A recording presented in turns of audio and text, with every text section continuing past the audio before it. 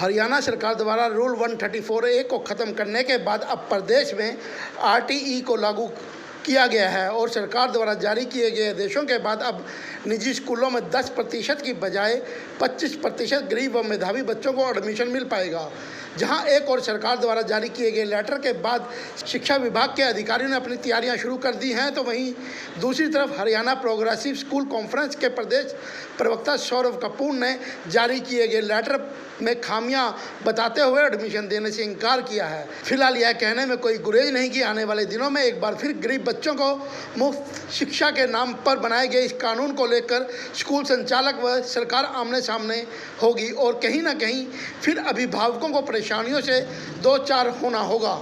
जिला मौलिक शिक्षा अधिकारी ए जाखड़ ने कहा कि सरकार के आदेशों के अनुसार निजी स्कूलों में आरटीई को लागू करते हुए 25% गरीब व मेधावी बच्चों को एडमिशन का प्रावधान किया गया है। उन्होंने कहा कि इसके लिए सरकार की तरफ से बाकायदा शेड्यूल भी जारी कर दिया गया है। उन्होंने बताया कि आरटीई के तहत पहली क्लास में बच्चों को एडमिशन दिलाया जाएगा और एडमिशन केवल उन्हीं बच्चों को दिया जाएगा जिनके परिवार की वार्षिक इनकम 1,80,000 रुपये से कम होगी। साथ ही उन्होंने कहा कि इसके लिए अभिभावकों को अपने घर से 1 किलोमीटर के दायरे में आने वाले निजी स्कूलों में जाकर आवेदन करना होगा और उसके बाद बच्चों को एडमिशन दिलाने की प्रक्रिया को शुरू किया जाएगा। जी देखिए, पहले थी 134A हमारे प्रदेश के अंदर, अब उसको ख़त्म कर दिया गया है। 134 को मर्ज कर दिया गया आरटी के अंदर। आरटी का मीनिंग ये है कि कोई भी बच्चा कक्षा उम्र 6 से लेकर 14 साल का बच्चा बाहर न हो स्कूल से, वो पढ़ाई करेगा जिसके लिए फ्री एजुकेशन है। बच्चे को कॉपी किताब कोई फीस नहीं ली जाएगी बच्चे से। मीन्स हमारा ये है जो सरकारी स्कूलों में आप लोग देखते आ रहे होंगे, चल रहा है हमारे पास में। अब ये लागू किया इसी तरह से 134 को सरकार ने ख़त्म करके मर्ज कर दिया आरटीई के अंदर। तो उसमें क्या है कि जो बच्चा अपने नियरेस्ट स्कूल जो भी है विद इन 1 किलोमीटर, या तो गवर्नमेंट में पढ़ाई करे या प्राइवेट के अंदर पढ़ाई करे। बच्चे को पढ़ाई बहुत ज़रूरी है। जो हमारे मान्यता प्राप्त स्कूल हैं प्राइवेट स्कूल, उनके अंदर भी लागू होगा इसी वर्ष से, जिसके अंदर 25% सीटें उन बच्चों के लिए लागू होंगी जो आरटीई के दौरान के तहत दाखिला लेंगे। और ये प्रत्येक स्कूल के लिए कंपलसरी है जिसको मान्यता मिली हुई सरकार से। ये सर, ये कौन सी क्लास में लागू होगा? ये केवल पहली क्लास में लागू होगा। मान लिया किसी के अंदर 100 बच्चे की सीट है किसी स्कूल के अंदर कक्षा पहली के लिए, तो 25% का मतलब 25 बच्चे SC ST विकलांग या कमज़ोर वर्ग के, आर्थिक रूप से कमज़ोर वर्ग, जिन माँ बाप की आय जो है 1,80,000 रुपये होगी, उससे नीचे गाँव को, ये उनके लिए लागू है। वो कक्षा 8वीं तक पढ़ के जाएगा फ्री ऑफ कॉस्ट। पहली में दाखिला होगा ये। सर, जो स्कूल नर्सरी LKG UKG चला रहे हैं, ये उन स्कूलों में नर्सरी LKG वहाँ ये LKG या परी जो भी आपकी छोटी जो क्लासेज हैं, परी क्या प्ले स्कूल बोलते हैं इसको हम, वहाँ ये लागू वहीं भी होगा। या तो पहली क्लास में होगा या फिर वहाँ लागू होगा ये। इसके सर इनकम क्राइटेरिया क्या रखा गया है? 1,80,000 रुपये से कम की इनकम होनी चाहिए और लेटेस्ट उसका बिल्कुल नया प्रमाण पत्र होना चाहिए। पुराना नहीं चलेगा इसमें।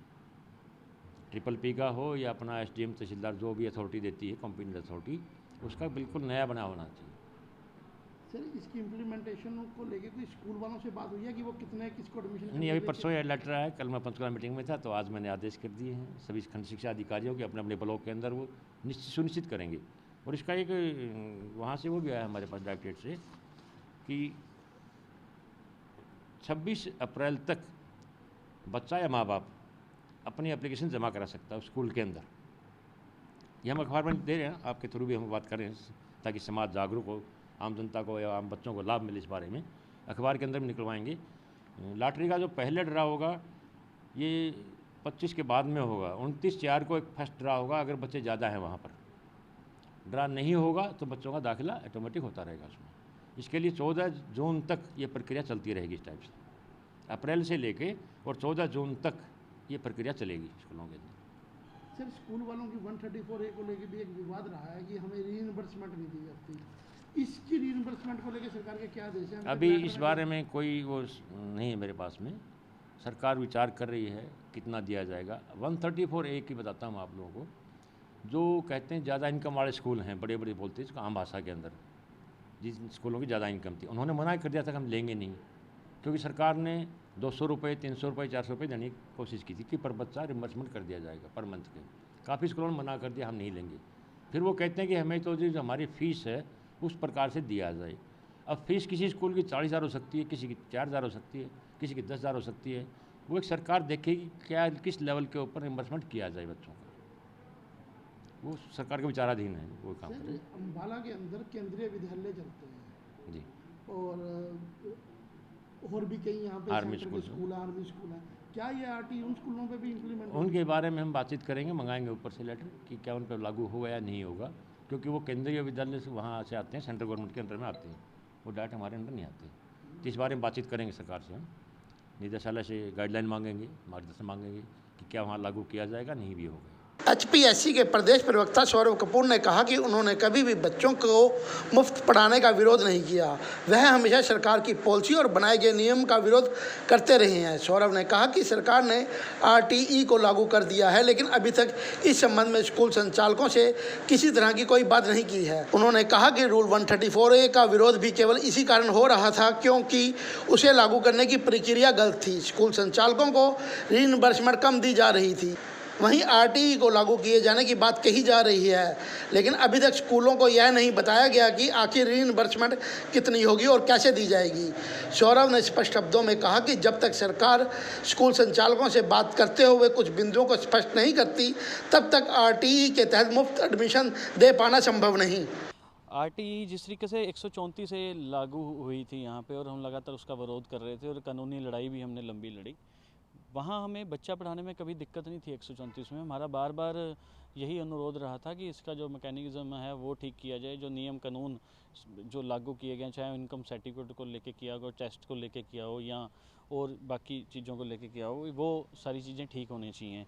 मगर सरकार ने उसकी तरफ कोई ध्यान नहीं दिया और इसी का कारण था कि हमने कानून की लंबी लड़ाई लड़ी और लास्ट ईयर हमने 134 में बच्चों को दाखिला भी नहीं दिया। ये मजबूरी में हमने नहीं दाखिला दिया, जबकि हम 6-7 साल से बच्चे पढ़ा रहे थे।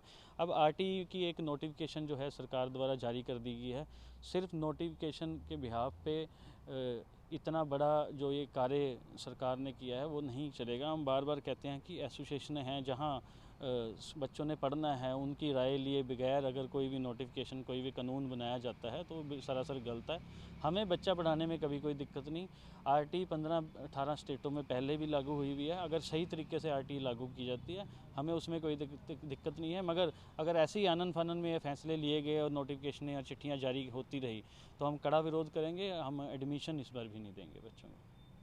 नहीं, जो अब आरटीई लागू हुई है, आप इसको आप कैसे देखते हैं? इसके इस पैटर्न को आप लागू करेंगे या नहीं? देखिए, इस पैटर्न में काफ़ी खामियां हैं। हमने कानूनी सलाह भी ले रहे हैं इसके, और इसमें जैसे नेबरहुड स्कूल की बात की गई है, क्या क्राइटेरिया रहेगा, क्या इनकम का क्राइटेरिया रहेगा। वही 134 में भी हम इनकम सर्टिफिकेट को हमेशा चैलेंज करते आए हैं, इसमें भी वही सिस्टम रखा गया। तो ये जो नोटिफिकेशन जारी हुई इस आधार पर तो हम इसका कड़ा विरोध करते हैं और दाखिला हम नहीं देंगे जब तक सही तरीके से इसको लागू नहीं किया जाता। 134A में आपका सबसे बड़ा इशू जो रहा था वो रीइंबर्समेंट का रहा था, और इसमें क्या है, सरकार से क्या बात हुई है? देखिए, नोटिफिकेशन में रीइंबर्समेंट की बात कहीं भी नहीं की गई।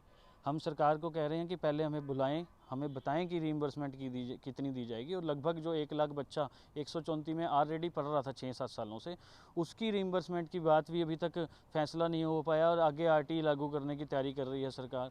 तो जब तक पिछले 134 में पढ़ रहे बच्चों का नहीं फैसला करती और आरटीई के अकॉर्डिंग कितने पैसे दिए जाएंगे वो सही तरीके से नहीं सरकार बताती, तो ये जो मामला है ऐसे ही उलझा रहेगा। और इसमें प्राइवेट स्कूलों का कहीं कोई कसूर नहीं है। जो भी कसूर है वो सरकार का है, क्योंकि आनन फानन में बनाई गई जो पॉलिसियां हैं वो कभी भी हम नहीं मानेंगे और उसका विरोध करते रहेंगे, चाहे वो कानूनी तरीके से करें चाहे दूसरे तरीके से करें।